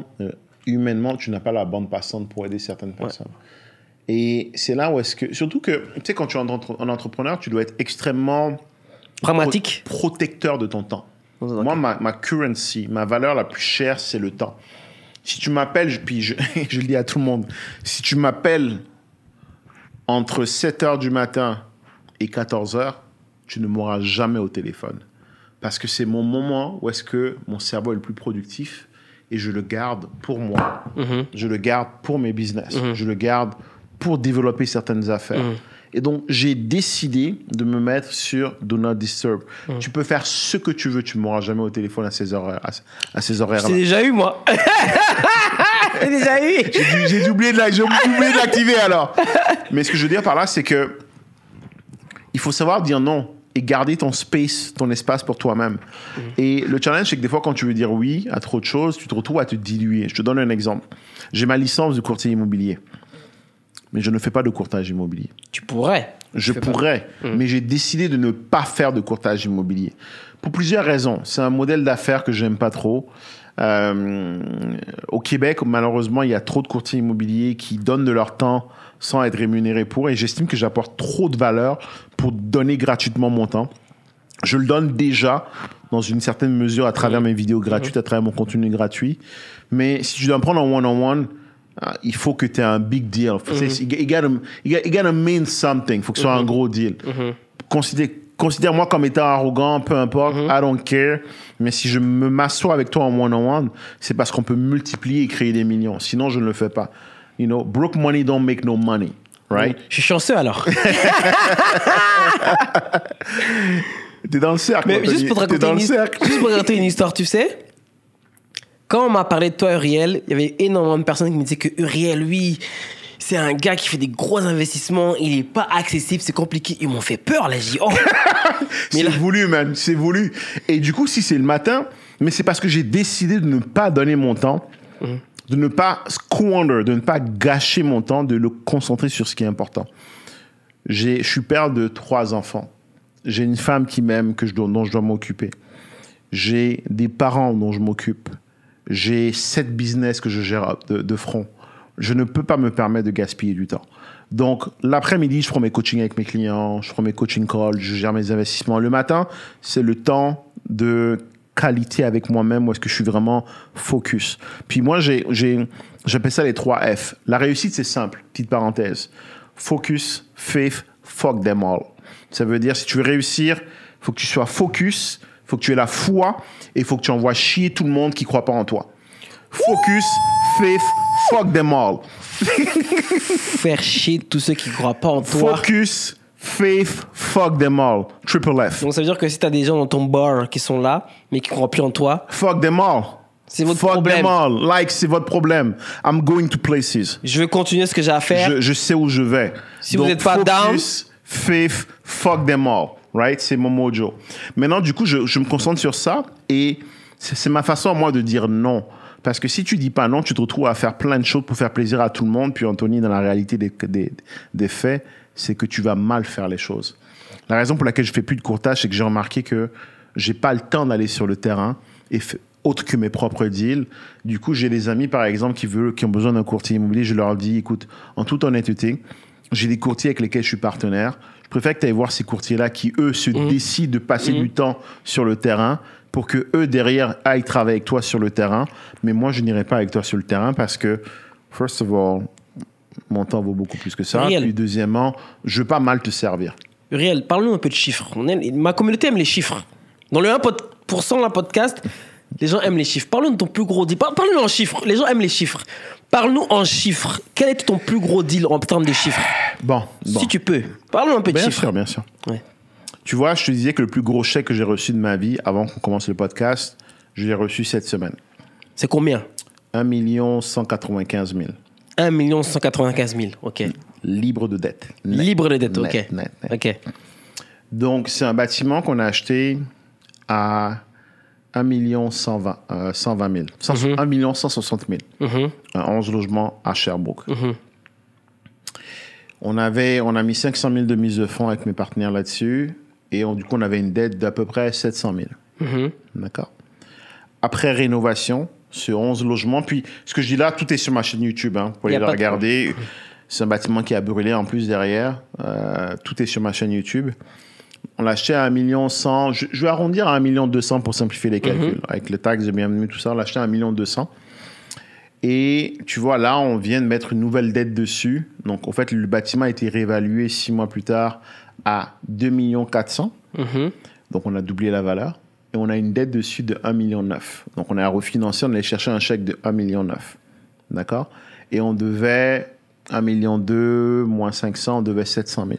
Donc, on a touché littéralement un chèque de 1,2 million dans le compte en banque. Ça, c'est le genre de deal que je vais faire. Un autre genre de deal que je peux te donner, ça, c'est mon dernier deal, puis je vais en toute transparence. Lévis? C'est mon plus gros deal. Ouais. Terrain acheté à 1,5 million. J'ai monté une structure, j'ai créé une structure d'investissement avec des investisseurs. On a levé 2 millions. On a acheté le terrain à 1,5 million. On a fait ce qu'on appelle on a valorisé le terrain. Valoriser le terrain, c'est que tu vas voir la ville, tu leur dis, je veux construire tel nombre d'unités, voici pourquoi, voici le zonage. Puis, c'est un terrain qui est dans un secteur où est-ce que la ville veut vraiment densifier. Ils veulent monter des gratte-ciel. Donc, on a monté un plan avec un architecte pour construire 386 unités. On a envoyé le terrain à une firme d'évaluation qui s'appelle Altus. Il y a 2 grosses firmes d'évaluation au Québec, au Canada, Altus et Colliers. Et on a eu, pour le terrain acheté il y a exactement 1 an et demi à 1,5 million, on a mis $0 dessus. Hein. On n'a pas fait de travaux, on n'a même pas défriché la brousse qu'il y a dessus aujourd'hui. C'est un terrain vierge qu'on a acheté à 1,5 million. Et aujourd'hui, l'évaluation est sortie à 9,5 millions. 9,5 millions. 9,5 millions avec évaluation à l'appui. Ce que je te dis là, c'est pas moi qui l'ai évalué, c'est une firme extérieure qui l'a évalué. Donc on parle qu'on a créé grosso modo 8 millions en l'espace de 12 mois. Wow. Tu comprends pourquoi je peux pas aller faire des visites d'appartements. Mais encore une fois, ce que j'insiste là-dessus, c'est que c'est des choses qui sont possibles à condition de comprendre que il faut tendre la main pour aller chercher l'information. Il faut passer à travers les étapes. Il faut être OK de passer à travers des moments inconfortables. Ce terrain-là, quand on l'a closé, il y a à peu près 6 mois, on était en bad trip. On était en bad trip parce qu'on pensait qu'on allait lever un financement. Finalement, on ne l'a pas eu. Puis on était en mode stress. Mais aujourd'hui, on est assis sur 9,5 millions de valeur. Dans les secteurs, ça se vend à 24 000 la porte. On a fait ce qu'il faut pour pouvoir construire 386 appartements dessus. Et c'est là où est-ce qu'on est aujourd'hui. Et c'est là que je veux comprendre, pour que les gens comprennent, parce qu'on parle toujours des bons côtés, mais quand il y a les difficultés, comment vous avez fait pour justement combattre ces difficultés? C'est ça qu'on veut entendre, parce que ça nous arrive à tous. Comment vous avez fait pour que, quand ces financements-là ne sont pas arrivés, c'est quoi que vous avez fait? Comment vous avez fonctionné? Je veux dire quelque chose. Puis ça, pour moi, c'est le plus important dans le journey, dans le voyage dans lequel on est, c'est que il faut passer à travers des moments difficiles pour apprécier la victoire. Tu ne peux pas apprécier les moments joyeux si tu n'es pas passé à travers des moments difficiles. C'est comment vous avez surmonté ça? Parce qu'il y a des personnes ici, peut-être, qui ont des difficultés actuellement, qui sont dans un business que ça ne fonctionne pas comme ils veulent. Là, on attend un financement, peut-être de Dubaï, peut-être de Milan, peut-être de... c'est quoi que tu fais pour rester on the top et toujours garder cet espoir pour justement réussir à passer à l'autre étape? C'est quoi que vous avez fait? C'est ça que les gens veulent savoir. Et puis moi, où j'insiste là-dessus, et c'est peut-être pour ça que mon compte ne grandit pas sur Instagram, c'est que je montre tout, le bon et le mauvais, et là, je vais te parler du mauvais. Il y a j'ai joué au football américain quand j'étais en France. J'ai joué à Fontenay-sous-Bois avec les Météores de Fontenay-sous-Bois, deuxième division, puis on est même passé en première division. Et j'adore le football américain. Je trouve que c'est tellement proche de la vraie vie, c'est-à-dire tu as 4 cartons. Pour moi, dans la vie, on a 4 cartons. On a de 0 à 20 ans, de 20 ans à 40 ans, de 40 ans à 60 ans et de 60 ans à 80 ans. Comme au football, on a 4 cartons. Puis c'est quelque chose, parce qu'il faut être en mesure de mettre de la grosse intensité, mais pouvoir supporter sur la durée. Pour ceux qui jouent au football américain, vous comprendrez l'analogie. Et il y a un des joueurs que j'aime beaucoup au football américain qui s'appelle Deion Sanders. Cornerback, il a joué pour Frisco, il a joué pour Dallas, il a joué pour les Falcons. Et il a une phrase mythique que je m'écoute chaque matin quand je me lève et des fois j'ai des doutes. Il dit « The light is not on you, but keep making plays. The light is not on you, but keep making plays. » Yes! C'est-à-dire, les projecteurs ne sont pas sur toi. Tu n'es pas en train de shine. Tu n'es pas dans ton moment de gloire. Tu es dans tes moments les plus sombres. Mais continue à grinder. Continue à grinder. Une de mes phrases mythiques dans la Bible, « When I walk in the valley of shadow, I fear no evil. » Quand je marche dans la vallée du désespoir, je n'ai peur d'aucun démon. En fait,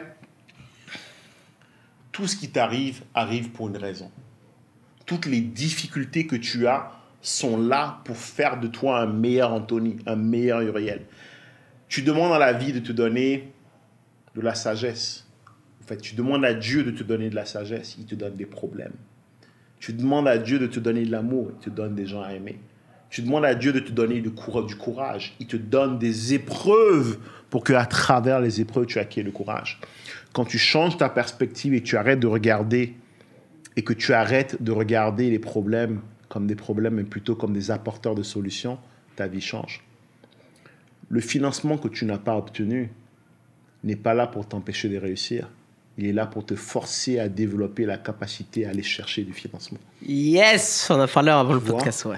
Le financement que tu n'as pas obtenu n'est pas là pour te bring down, mais il est là pour que tu te découvres un nouveau muscle qui est, OK, vous savez quoi? J'ai besoin d'un financement, j'ai besoin d'un nouveau partenaire. Boum! Je vais me poser la question de comment je règle le problème. Je vais en discuter avec Uriel, il va me dire... Anthony, tu as une belle communauté de 100 000 personnes. Pose sur ta communauté que tu veux un partenaire.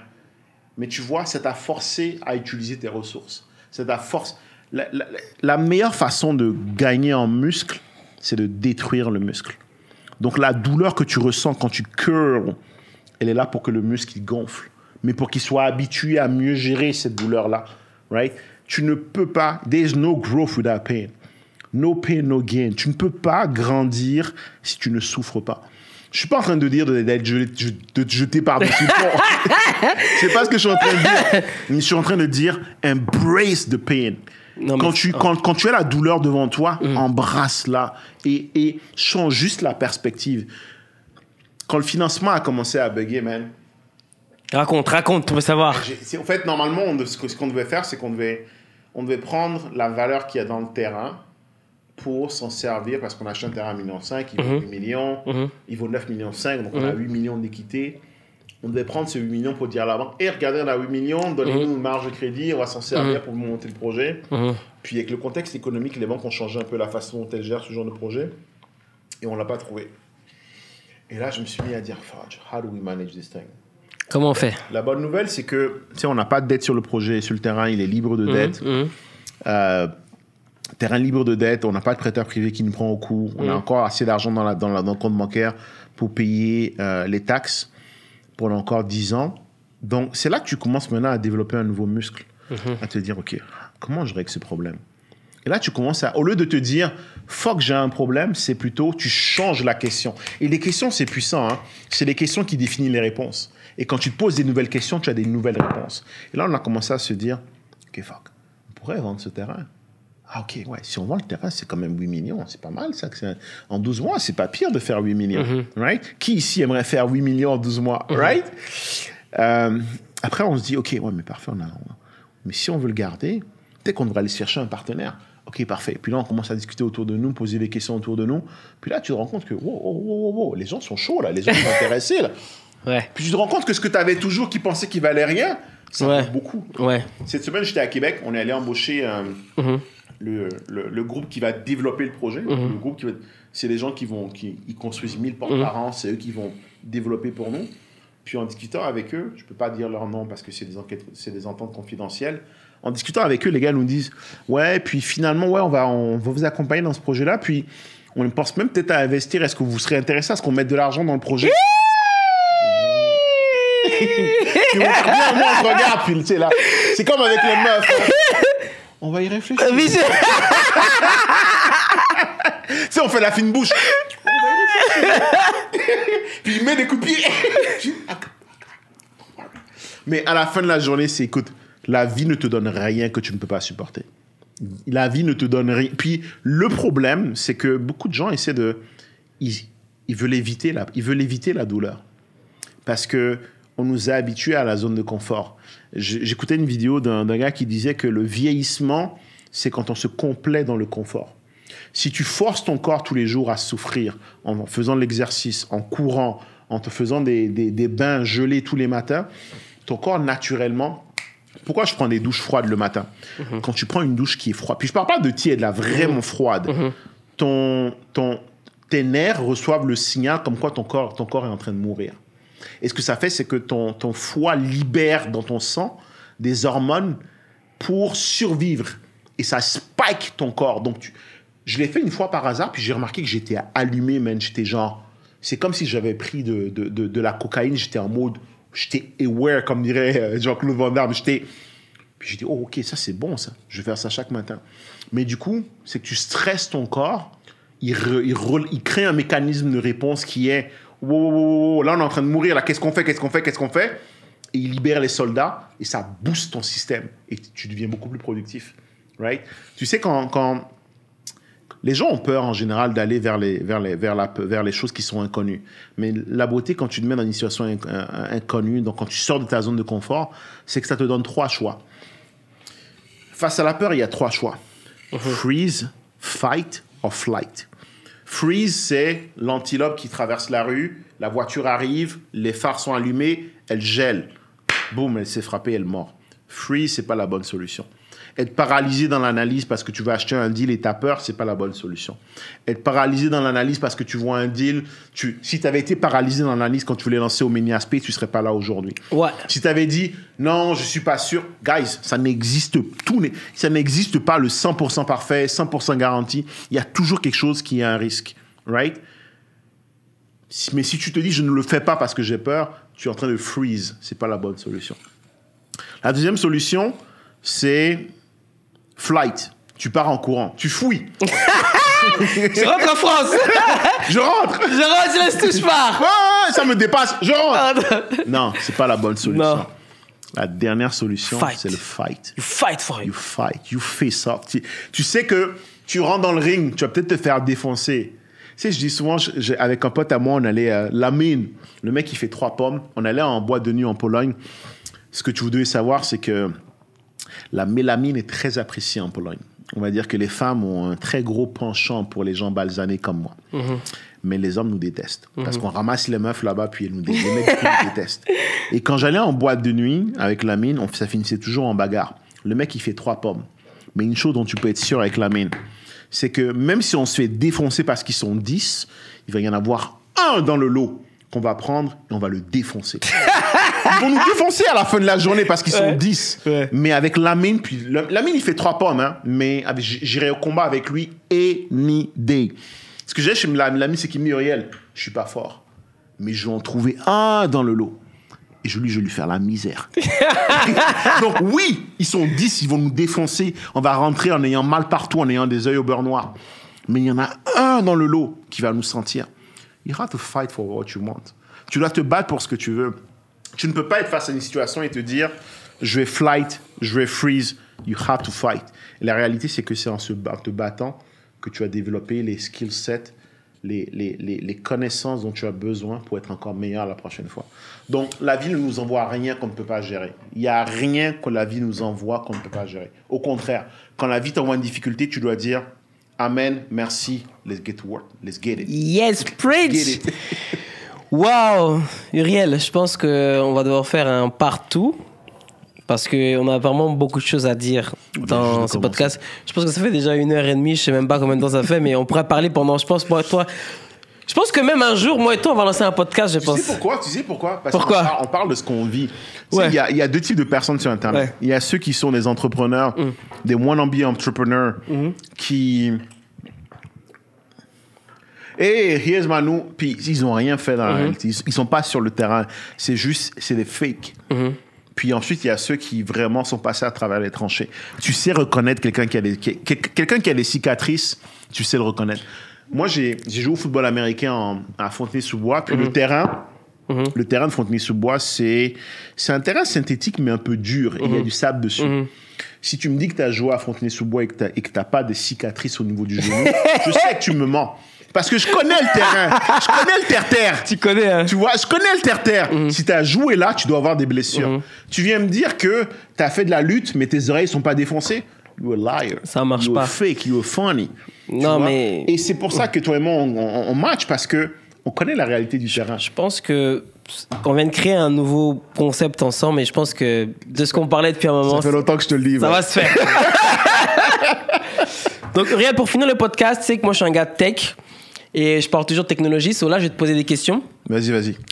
Dans la technologie, qui sont les personnes qui s'inspirent le plus? Si je te parle de Elon Musk, Steve Jobs, Bill Gates, toi, c'est qui la personne dans la technologie qui t'inspire le plus? Ah, c'est une réponse facile. J'aime particulièrement Elon Musk. Pourquoi? Parce que il y en a 2 ou 3. Il y a 2 ou 3 personnes. Il n'est pas le seul, mais il est l'une des rares personnes à avoir réussi à créer 3 compagnies qui ont été évaluées à plus d'1 milliard.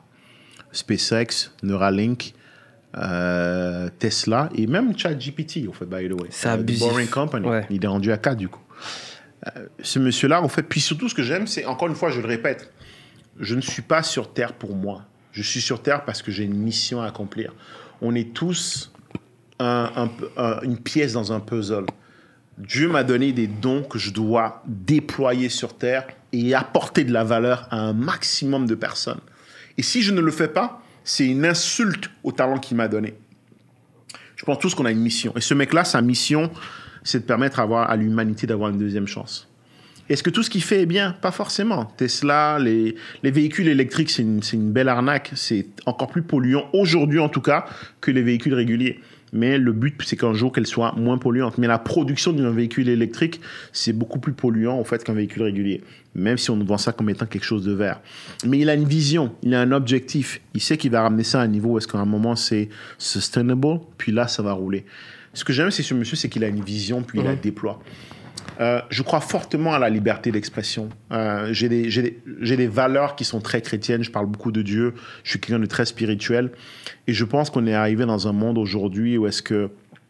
Ce que je vais dire là va peut-être valoir que tu vas te faire cancel, mais il y a des choses que je n'accepte pas. Pour moi, il y a les hommes et les femmes. Puis aujourd'hui, la réalité, c'est qu'on veut nous vendre qu'il y a 20 sexes différents. On veut nous vendre que je m'identifie comme ci, je m'identifie comme ça. So be it. Tu fais ce que tu veux de ta vie.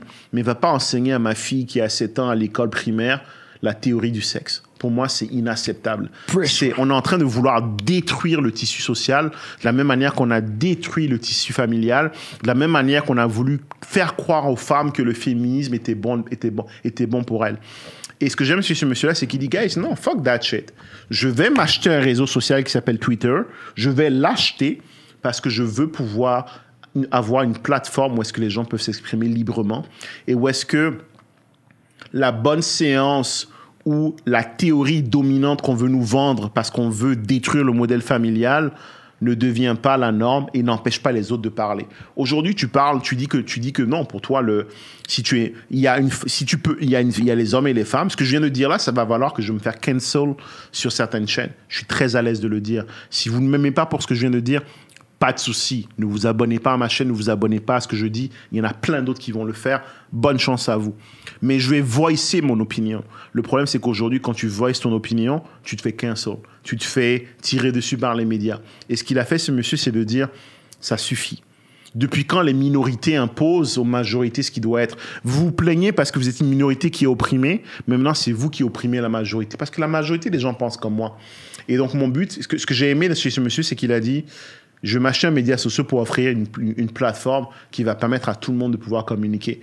Andrew Tate, c'est quelque chose qui quelqu'un ici. Pareil. Il lui a dit, je t'offre une plateforme qui est Twitter où est-ce que tu as le droit maintenant de dire ce que tu veux. Au passage, ils viennent de les relâcher, les deux frères Tate. Ah oui, ouais, ça y est, c'est relâché. J'ai mon pote qui m'a envoyé ça tantôt, il m'a dit arrête, relâché. Ils sont back. Ouais, ils sont back. Mais bref, tout ça pour dire qu'à la fin de la journée, je pense que c'est l'une des personnes que je respecte le plus parce qu'il a réussi à réussir dans plusieurs industries, mais aussi à acheter un réseau social pour donner une vraie liberté d'expression aux gens comme moi. Je suis pas beaucoup sur Twitter, mais je sais que si demain je veux exprimer les views, les opinions que j'ai, je vais pouvoir le faire sur Twitter sans me faire cancel, comme ça pourrait être le cas sur TikTok ou sur Instagram. Ouais. Moi, de mon côté, je dis toujours que c'est Steve Jobs qui va vraiment beaucoup inspirer dans le monde vraiment de la tech, à cause des applications mobiles et autres. Mais c'est vrai que quand je regarde Elon Musk aujourd'hui et ce qu'il est en train de réaliser, c'est vraiment incroyable. Et en tout cas, ta réponse était vraiment bonne. J'adore Elon Musk. Donc, franchement, Uriel, c'était un super podcast. Je sais que la communauté va aimer. J'ai une grosse communauté francophone, africaine, qui écoute le podcast. Tu sais, le podcast, on vient de le lancer il y a même pas un mois. La communauté est engagée. J'ai jamais vu ça de ma vie. C'est top. Félicitations à toi. C'est juste simple. J'ai créé un podcast, le 1%. Je veux juste interviewer des personnes qui font partie du 1%. Puis aujourd'hui, j'ai même de la pression avant de poster parce que les gens veulent juste que je garde le 1%. Et c'est sûr que les gens vont vouloir en savoir plus pour toi. Donc, est-ce que tu pourrais un peu dire à la communauté c'est quoi que tu fais exactement? Comment tu peux les aider? Et c'est où qu'ils peuvent te trouver? Parce qu'il y a plein de gens qui vont t'adorer dans le podcast. Bien sûr. Bien sûr. Donc, je suis présent sur Instagram à travers, vous recherchez Uriel Bigot. Je suis le seul Uriel Bigot qui existe au monde. Donc, c'est assez facile de me retrouver. Je suis aussi sur YouTube, donc toujours à travers Uriel Bigot. L'autre endroit, ce que j'ai fait, c'est que comme je t'ai dit, je me concentre beaucoup sur mes investissements. Et je ne l'ai peut-être pas dit lors de ce podcast, mais mon but avec mes investissements en immobilier, pourquoi je fais des deals de plus en plus gros, c'est que je vais être tellement gros d'un point de vue immobilier au Québec que ça va forcer le respect. Parce que je trouve que notre communauté n'est pas assez respectée dans certains milieux. Preach. Quand je vais dans certains milieux, je vois beaucoup des Italiens, je vois beaucoup des Juifs, je vois même des Ukrainiens maintenant qui sont en train de racheter le Québec. Mais nous, dans nos communautés, on est encore sur le backseat. Et donc, l'idée, c'est vraiment, je vais être tellement gros pour pouvoir inspirer d'autres personnes à faire la même chose. Ça, c'est la première étape. Mais aussi parce que j'ai un projet en tête. J'ai un projet en tête qui me tient à cœur. Je vais aller construire une ville en Afrique. Quand j'ai une ville, c'est pas juste un bâtiment, c'est une ville. J'ai commencé des discussions avec certaines personnes. Je regarde beaucoup la Côte d'Ivoire. Ça va être un mix entre une station balnéaire, entre un parc d'attractions et avec le logement autour, pour ramener des devises localement, pour aider la diaspora qui vit à l'étranger à préparer le retour. Donc, par exemple, Anthony, supposons que tu es originaire du Congo. Tu es originaire du Congo, hein? Ou supposons que tu sois originaire du Congo ou de la Côte d'Ivoire, par exemple. Je vais pouvoir aller construire une belle villa en Côte d'Ivoire, disons à Angré, par exemple, où est-ce que tu sais que tu peux rentrer une fois par an et c'est ton chalet, on va dire ça comme ça, où tu vas te poser. et où est-ce que quand tu n'es pas là, tu es en mesure de le louer sur Airbnb parce qu'on te donne l'infrastructure qui va avec. Tu es en mesure de lever des fonds ici à travers mon organisation qui s'appelle La Fabrique, qui va t'aider à aller chercher des mises de fonds auprès de différentes institutions bancaires que tu vas prendre pour investir là-bas. Moi, je construis pour toi, je te vends le projet. Une fois que je l'ai vendu, je te l'opère. Donc, non seulement tu as une résidence secondaire en Afrique où tu peux te poser, mais tu as aussi un investissement en Afrique qui a une vocation aussi sociale parce que les femmes de ménage, les gens qui vont gérer les écoles qu'il y a dans le secteur, les gens qui vont gérer les hôpitaux qu'il y a dans le secteur, ça va être des locaux. Donc, c'est aussi une façon de ramener des devises. C'est un peu une façon de préparer le retour, le big return. Et c'est pour ça que je veux avoir un maximum d'investissement ici pour pouvoir m'appuyer dessus et aller chercher l'expérience qui va avec pour être en mesure de répéter le même modèle là-bas. D'accord? Et donc, c'est un projet qui me tient à cœur. Je commence un peu à en parler, notamment sur ma chaîne YouTube. Donc, si vous voulez savoir, recherchez Uriel Bigot sur YouTube, vous allez me trouver. Uriel Bigot sur Instagram, vous allez me trouver. Ou sinon, vous allez sur thefabrique.ca, qui est mon site web, où est-ce qu'on parle un peu des différents accompagnements qu'on fait. On se concentre sur aider les gens à aller chercher la mise de fonds parce que c'est la première étape pour réussir à investir, pour réussir la première acquisition. On se concentre aussi sur accompagner les gens pour aller chercher... On a 2 types de programmes où est-ce qu'on t'accompagne soit pour aller chercher un demi-million, soit, en fait 3, soit on t'accompagne pour aller chercher un demi-million, soit 1 million, soit même 2 millions de patrimoine immobilier en 6 à 12 mois. Et c'est ce sur quoi on se concentre. Parce qu'on croit fortement que la richesse passe par la détention d'actifs. Donc l'actif, ça peut être un bien immobilier, ça peut être des actions, mais si tu ne owns pas, si tu n'as pas le ownership, tu n'as rien. Et je crois beaucoup dans le black ownership. Donc, l'idée, c'est d'accompagner un maximum de gens noirs ou issus de l'immigration, des gens comme toi et moi qui viennent d'autres terres, qui sont arrivés ici à la recherche d'un avenir meilleur, à acquérir du sol québécois, à acquérir du land, à posséder du land. Parce qu'à la fin de la journée, comme disait Snoop Dogg, land is everything. Je viens d'avoir une vision, là, de fou. Dis-moi. Non, quand tu viens de parler, je vais parler du projet sur le podcast, mais je viens d'avoir une vision parce que tu vois, pendant que tu parlais, il y a un projet que j'ai toujours voulu faire. Dis-moi. Puis là, quand tu m'as donné tes visions et autres, j'ai envie de le faire. J'ai pas le balancer sur le podcast, mais en gros, je trouve que dans la communauté et dans la région où on est actuellement, ici au Canada, à Montréal, il manque une chose. Que depuis un moment, je pensais au niveau du divertissement. Et là, en t'écoutant parler, On avait parlé. je viens d'avoir une vision. Et puis là, en fait, je viens de me rendre compte que, à cause de l'opportunité que tu vas me donner, c'est ça que je vais faire. Tu vois? On n'a qu'une seule vie. Puis, l'une des raisons pour lesquelles les gens ont peur de fight, ils vont plutôt choisir de freeze ou de flight, c'est parce qu'ils ont peur d'échouer, mais surtout, ils ont peur des haters. Je faisais un appel ce matin avec... tu sais, dans ma routine habituelle, je ne mange pas en général avant 4-5 ans. Pourquoi? Parce que on a 2 cerveaux. On a le cerveau, mais on a aussi les intestins qui pompent énormément d'énergie. Donc, quand tu manges, toute l'énergie est drainée vers le bas et elle ne peut pas être dans le cerveau, donc tu réfléchis, tu es moins productif. Donc, l'une des routines que j'ai en semaine, c'est que je ne mange pas en général avant 14h, 15, voire des fois 17h. Je fais du jeûne intermittent, ce qui me permet d'être extrêmement focus le matin quand je travaille. Et des fois, par contre, ça m'arrive, comme tout le monde, surtout les vendredis, surtout quand je m'entraîne, de manger plus tôt. Et dès que je mange plus tôt, j'ai un appel tous les vendredis à midi avec certains de mes partenaires. Et ça part pas d'une mauvaise intention, mais il y en a toujours qui sont là pour dire « Regarde, tu es en train de manger, tu nous as dit que tu ne mangeais pas. » Il y aura toujours des gens qui seront là pour un peu hate, on va appeler ça comme ça. Et c'est pas méchant, mais il y aura toujours des gens qui vont être là pour, des fois, bring you down. Et c'est pour ça que beaucoup de gens hésitent à se lancer. Mais ce que j'ai envie de dire pour conclure, c'est que failure is the best teacher. Failure is the best teacher. L'échec est l'un des meilleurs enseignants. Parce que quand tu tombes, ce que tu dois te dire, c'est pas « Oh, shit, je suis tombé ». C'est pourquoi je suis tombé. Yes! Tu relèves et tu dis « Ok, je suis tombé pour telle raison » et tu continues. J'ai tellement échoué. Je t'ai parlé de mon échec. Abki, ça a été... On a levé 350 000, man. Pour Moko aussi, on a des difficultés. Puis... On a levé 350 000. Et derrière, on n'a pas réussi à percer le plafond de glace. On a parlé à des gens qui nous ont tourné en rond. C'est notre échec, c'est mon échec. T'avais des VC, hein? Ouais, j'avais. Comment t'as géré avec eux un peu et tout? Bah, en fait, les VC n'ont pas voulu justement investir parce qu'ils voulaient du revenue, ils voulaient de l'attraction. Je dis, guys, si on avait déjà du revenu de l'attraction, on ne serait pas venu vous voir. Ils sont juste partis? Ouais, on les a jamais eus. Mais on a levé autrement à travers des banques, des institutions bancaires et à travers les produits que je t'ai partagés. Tu sais, mais là, à cause de ça, j'ai une idée.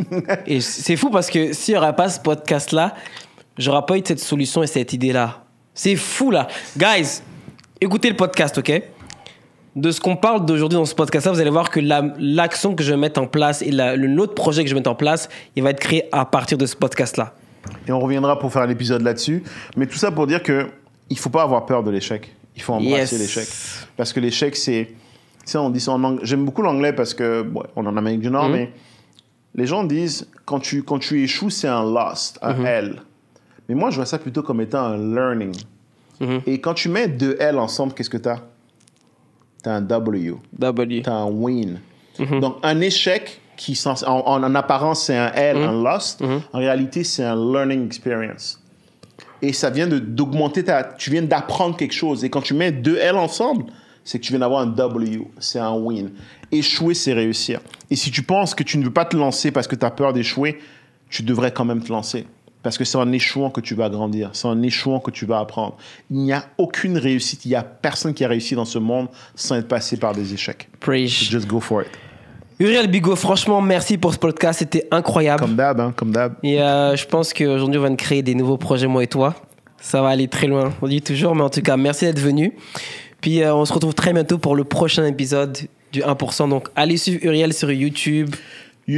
Instagram, je fais un shameless plug. Uriel Bigot sur Instagram. J'ai besoin de faire grandir ma communauté, faire grandir ma chaîne. Donc, n'hésitez pas à follow. Uriel Bigot aussi sur YouTube et sur Facebook. Donc, suivez-moi sur tous mes médias sociaux. Je partage du contenu éducatif sur l'immobilier. Je fais de plus en plus de lifestyle sur les recommandations de Anthony, où je partage un peu ma réalité de jeune immigrant qui a se construit un empire immobilier au Canada. So, follow sur toutes les plateformes. Merci beaucoup et à très bientôt. Thanks. Toujours bon, man. C'est toujours bon, man.